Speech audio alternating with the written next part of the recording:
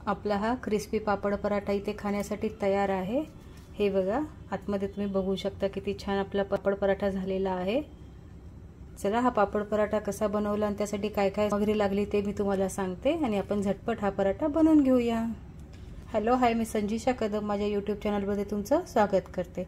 आज आपण बनवणार आहोत चटपटा असा पापड पराठा। चला तर मग रेसिपीला सुरुवात करूया।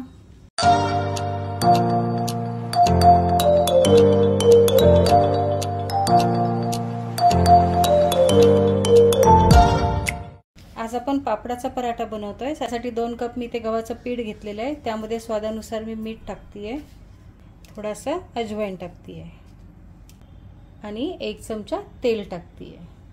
हे सर्व आपण पहिले मिक्स करून घेऊया छानपैकी। तेल टाकलंय ना तर आपला पराठा छानच होणार आहे तेलाने। मी तेल थंडच टाकलेलं आहे, गरम नाही केलेलं आहे। हे बघा, आपलं गव्हाचं पीठ, तेल, मीठ आणि ओवा छानपैकी मिक्स झालेलं आहे। हे बघा, या पद्धतीने मी कणिक भिजवून घेते आणि नंतर आपण पुढची तयारी करूया। हे बघा, या पद्धतीने आपली कणिक इथे भिजवून झालेली आहे।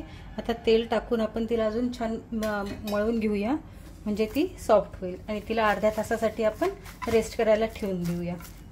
तोपर्यंत आपण आपल्या पापड पराठ्याची तयारी करूया। हे बघा, झाली आपली कणिक भिजून। कणिक मी अर्ध्या तासासाठी झाकून ठेवतीये। तोपर्यंत आपण आपल्या पापड पराठ्याची तयारी करूया।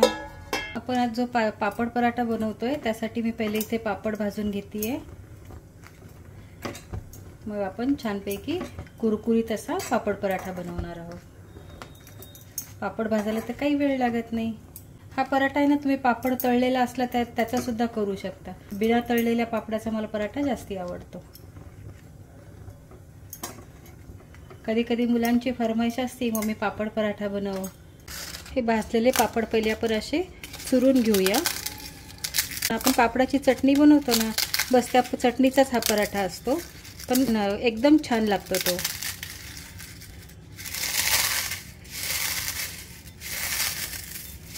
या पद्धतीने आपण पापड बारीक करून घेऊया। या पापडाच्या पराठ्याला ना काही जास्ती सामग्री पण नाही लागत, बस पापड भाजा, तिखट मीठ तेल टाका आणि आपला पापडाचा मसाला तयार। हे बघा, या पद्धतीने आपण पापडाचा चुरा करून घेतलेला आहे। त्यामध्ये रेड चिली पावडर घाला, ती तुमच्या आवडीनुसार तुम्ही कमी जास्ती करू शकता। थोडीशी हळद टाकतीये, थोडीशी कोथिंबीर आणि 1 चमचा तेल। हे हातानेच मिक्स करा, चमच्याने काही एवढे छान मिक्स होणार नाही। तर या पद्धतीने आपण मिक्स करून घेऊया। हा आपला पापडाचा मसाला इथे तयार आहे।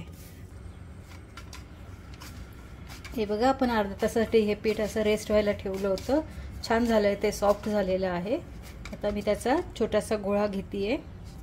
हे बघा, याचा आपण पापड पराठा लाटून घेऊया। पहिले हा गोळा आपल्याला थोडासा लाटून घ्यायचा आहे, त्यामध्ये पापडाचं सारण भरायचं आहे।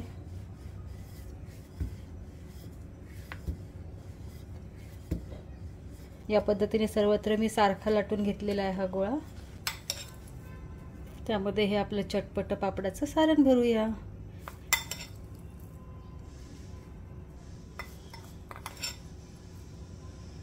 जास्ती सारण भरायचंय, काही होत नाही, ते काही बाहेर येत नाही। ते सारण असलं तर पराठा खायला पण छान लागतो। हे बघा, मी किती सारण घेतलं आहे। आता पराठा आपण असं छान बंद करून घेऊया।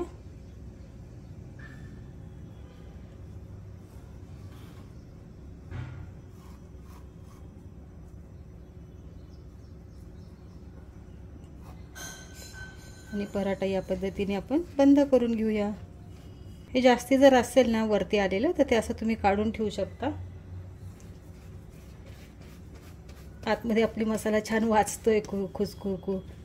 या पद्धतीने आपण असं पसरवलं ना की सारण आपलं सर्वत्र एकसारखं पसरलं जातं।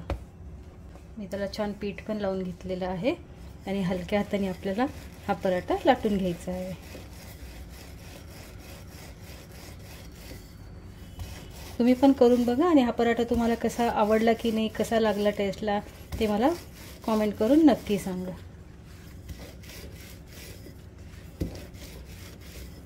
त्याच्या कढाई छान लाटून घ्यायच्या। हे बघा, या पद्धतीने आपला पापड पराठा लाटून झालेला आहे।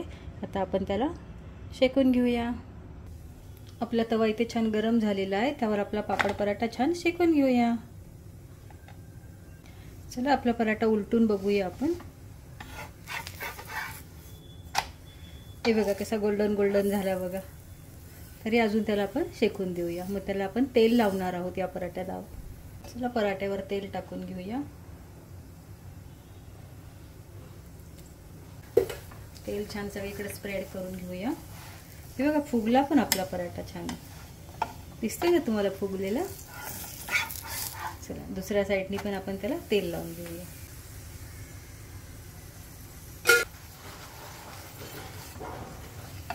हा पराठा आपला खाण्यासाठी तयार आहे। या पद्धतीने मी सर्व पराठे करून घेते आणि नंतर तुम्हाला प्लेटिंग करून दाखवते। हा बघा आपला गरम गरम पराठा किती क्रिस्पी झालाय बघा। छान आपण त्याला डेकोरेटिव्ह करून सर्व करणार आहोत। ही रेसिपी तुम्ही नक्की ट्राय करून बघा घरी। वरून आपण हे सॉस देतोय।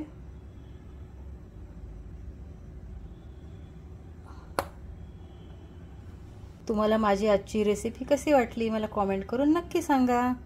लवकरच भेटूया नवीन व्हिडिओमध्ये। तोपर्यंत सर्वांनी काळजी घ्या। बाय।